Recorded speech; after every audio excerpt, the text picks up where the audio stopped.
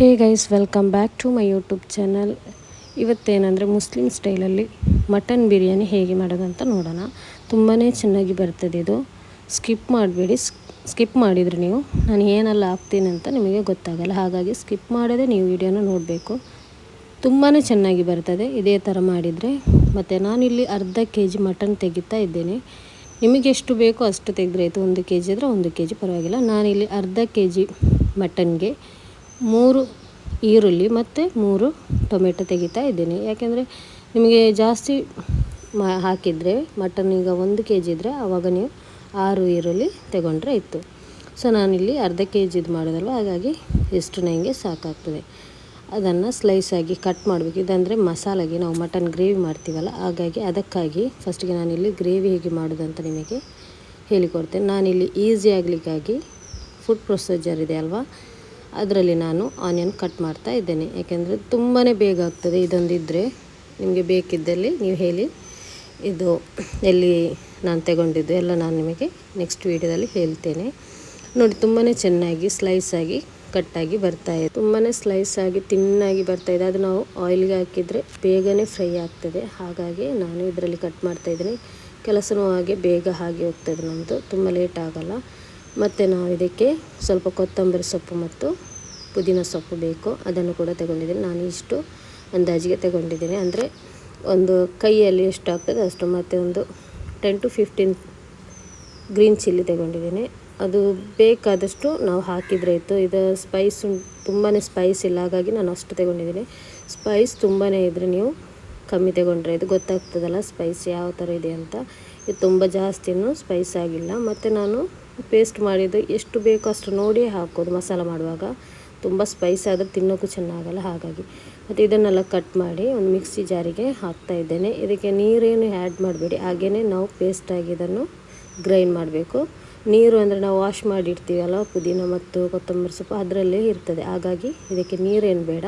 ಇವಾಗ ನಾನು ಇದನ್ನು ಪೇಸ್ಟ್ ಮಾಡಿ ನಿಮಗೆ ತೋರಿಸ್ತಾ ಇದ್ದೇನೆ. ನೋಡಿ, ಫೈನಾಗಿ ಪೇಸ್ಟಾಗಿ, ಸ್ವಲ್ಪನೂ ನೀರು ಕೂಡ ಆ್ಯಡ್ ಮಾಡಲಿಲ್ಲ ನಾನು. ಮತ್ತು ಇದನ್ನು ಒಂದು ಬೌಲ್ಗೆ ಹಾಕ್ತೀನಿ. ಇದೇ ಮಿಕ್ಸಿ ಜಾರಿಗೆ ನಾನು ಕೊಕೊನಟ್ ಹಾಕಿ ಸ್ವಲ್ಪ ಅದನ್ನು ಕೂಡ ಗ್ರೈಂಡ್ ಮಾಡಬೇಕು. ಅದು ಹೇಗೆ ಮಾಡೋದಂತ ನೋಡೋಣ, ಹೇಳಿಕೊಡ್ತೀನಿ ಬನ್ನಿ.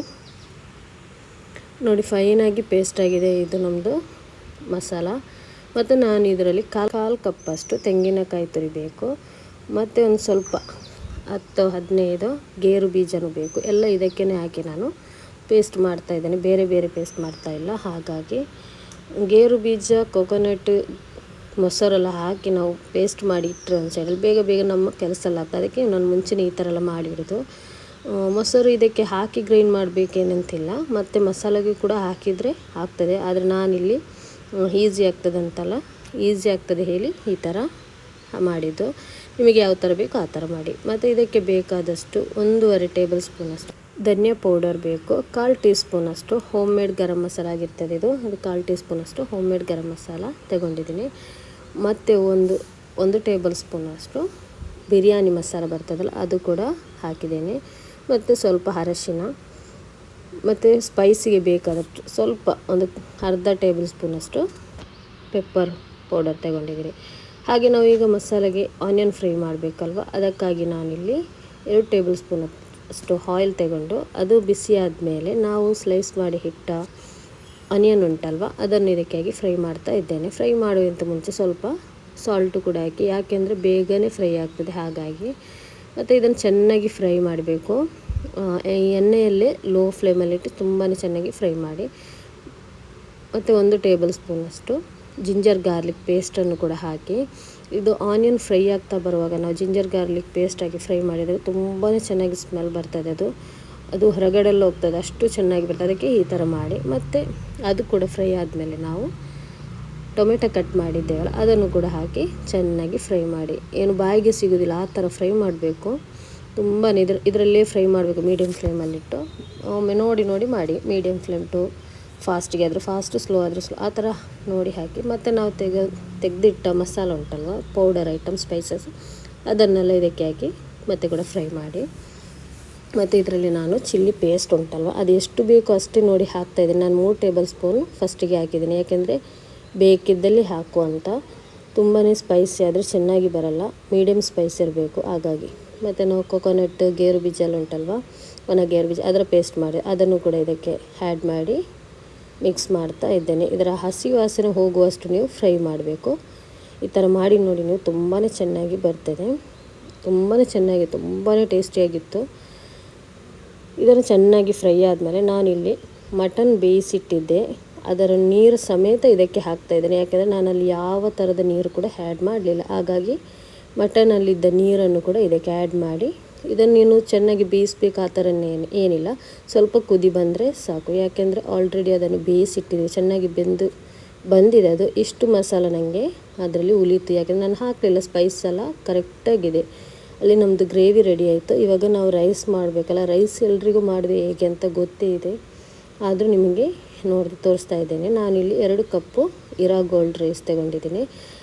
ಇದಕ್ಕೆ ನೀರಿದ್ದು ಯಾವ ಮೆಜರ್ ಏನಿಲ್ಲ, ಯಾಕೆಂದರೆ ನಾನಿದು ಸೋಸಿ ತೆಗಿತಾ ಇದ್ದೇನೆ, ದಮ್ ಅದರಲ್ಲಿ ಮಾಡಲ್ಲ. ಹಾಗಾಗಿ ಸ್ವಲ್ಪ ನೀರು ಹಾಕಿ ಅದಕ್ಕೆ ಕೆತ್ತೆ ಲವಂಗ, ಬೇ ಲೀಫ್ ಅದನ್ನೆಲ್ಲ ಹಾಕಿ ಆಯಿಲ್ ಮತ್ತು ಉಪ್ಪು ಹಾಕಿ ಮುಚ್ಚಿ ಬಾಯ್ಲ್ ಆಗಲಿಕ್ಕೆ ಇಟ್ಟಿದ್ದೇನೆ. ಮತ್ತು ಇಲ್ಲಿ ಬಾಯ್ಲ್ ಆಗಿ ಬಂತು. ನಾವು ಬಾಸ್ಮತಿ ರೈಸ್ ಕೂಡ ಹಾಕ್ಬೋದು ಇದಕ್ಕೆ. ನಾನಿಲ್ಲಿ ಇರಾ ಗೋಲ್ಡ್ ವಾಶ್ ಮಾಡಿ ಒಂದು 10 ನಿಮಿಷದ ಕಾಲ ಅದನ್ನು ನೆನೆಸಿಟ್ಟಿದ್ದೆ. ಆ ಅಕ್ಕಿಯನ್ನು ನಾನಿವಾಗ ಇದಕ್ಕೆ ಹಾಕ್ತಾಯಿದ್ದೀನಿ. 10 ನಿಮಿಷ ಸಾಕು ಇದಕ್ಕೆ, ನಮಗೆ ಇರಾ ಗೋಲ್ಡ್ಗೆ ಬೇಗನೆ ಬೇಯ್ತದೆ. ಇದು ತುಂಬಾ ಟೇಸ್ಟಿಯಾಗಿ ಕೂಡ ಇದೆ ಈ ಅಕ್ಕಿ. ಇಲ್ಲಿ ನಮ್ಮದು ಅಕ್ಕಿ ಬೇಯ್ತಾ ಇದೆ, ಬೆಂದು ಬಂತು. ಅದನ್ನು ನಾನು ಒಂದು ಪಾತ್ರೆಗೆ ಸೋಸಿ ತಗೊಂಡಿಟ್ಟಿದ್ದೇನೆ. ಮತ್ತೇನೆಂದರೆ ಇದನ್ನು ನಾವು ಕಂಬೈನ್ ಮಾಡಬೇಕು. ಅದು ಆಲ್ರೆಡಿ ಎಲ್ಲ ವೀಡಿಯೋದಲ್ಲಿ ತೋರಿಸ್ತೀನಿ, ಅದೇ ಥರ ಮಾಡಿದರೆ ಆಯಿತು ನೀವು.